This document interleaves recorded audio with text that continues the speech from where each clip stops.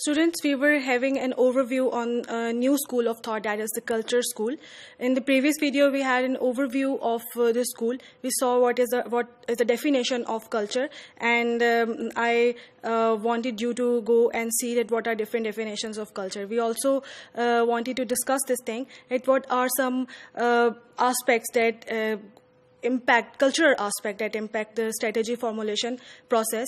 In this video, we will see some premises of the culture school, and in upcoming videos, we will see some other factors and some other literature on the culture school. So let's have an overview on the premises of the culture school. The first premise is the strategy formation is the process of social interaction based on the beliefs and understandings shared by the members of an organization. I told you in the previous topic, that the culture is about the social interaction. So here also it is said that strategy formation is the process of social interaction based on the beliefs and understandings shared by the members. So now these shared meanings and shared beliefs and understandings are called culture in the organization, which we discussed in the previous video. This premise can be well elaborated by this picture. In this picture, this is the picture of the cognitive school of thought, which you probably recall. That you can understand this thing, that cognition is a mental process which is highly influenced by the social interaction. I told you we had a discussion on this thing, that cognition is a process which is highly influenced by the social interaction. Now we will see that how it is influenced, and it influenced the social interaction process. This is the picture which tells us that there are certain people and the group in the organization that interact. When they interact with each other, they have certain kind of mental processes in their minds, and when they interact with each other, they come up with an idea which is usually about the shared values, shared knowledge, shared belief. So we can say, for example, this represents a culture of this group.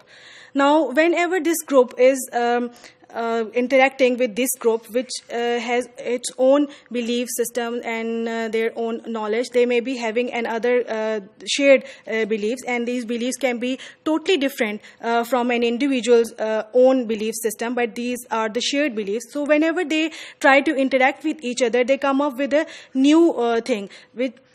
It can be represented in an organization, it can be represented in the groups, it can be represented in the departments. But in the first premise, which is saying that strategy formulation is the process of the social interaction. So on the basis of the social interaction, which is highly influenced by the mental processes of an individual, and when they come up with the new ideas, they develop new and distinctive ideas and knowledge and belief system. And when that belief is interacting with the belief of other groups and other departments and other organizations, that becomes the culture that influence the strategy making and strategy formulation process.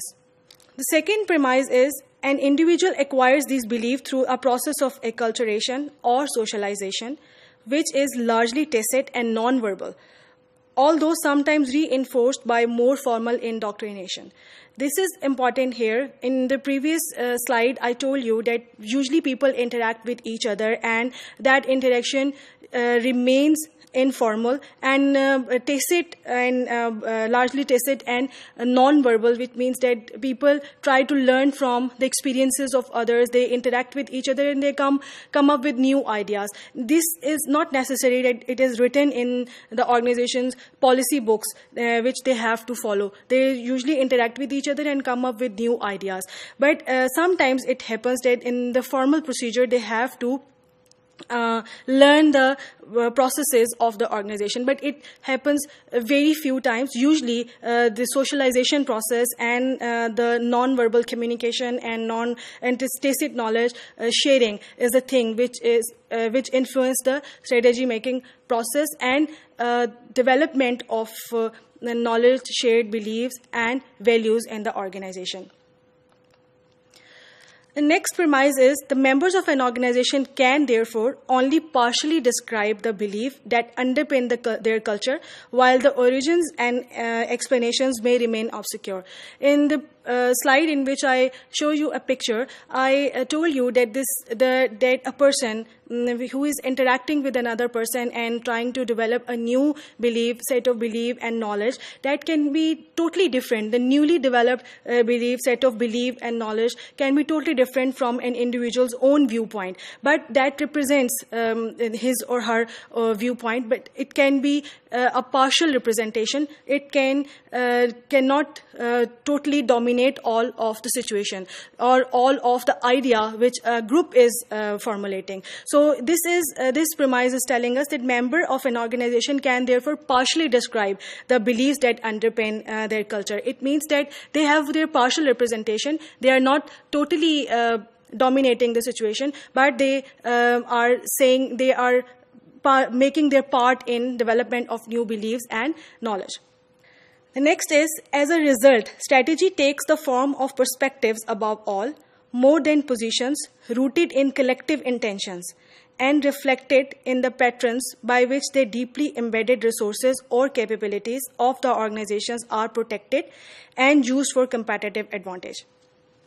This premise tells us that when people socially interact with each other and they come up with new ideas and perspectives in the organization, they develop a certain set of knowledge, and these set of knowledge and belief actually come up with the perspectives of the organization. We, in the previous slides, in the previous topics of the positioning school, we saw that organization tries to position itself on the basis of the evaluated facts and figures of the external environment.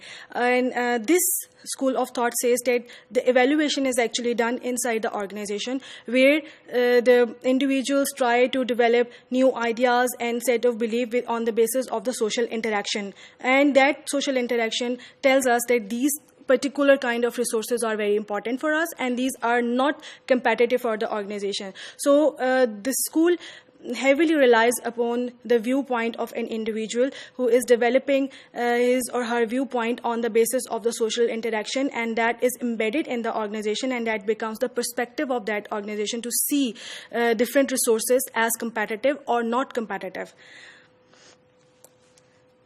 The next is the culture and especially ideology do not encourage strategic change so much as the perpetuation of existing strategy. At best, they tend to promote shifts in position within the organization's overall strategic perspective. This premise tells us that organizations, on the basis of those already developed knowledge and the perspectives they are developing on the basis of the knowledge and belief sets in the organization, they encourage the shift in the organizational strategy and on the basis of the resources they have. In conclusion, we have learned about the premises of the culture school. We will see some explanation of these schools in upcoming videos. I have tried my level best to describe those premises to you, but there are certain points that need to be discussed in upcoming videos, and from the different topics, from the different angles, we will see that what this culture school of thought of strategic management is telling us.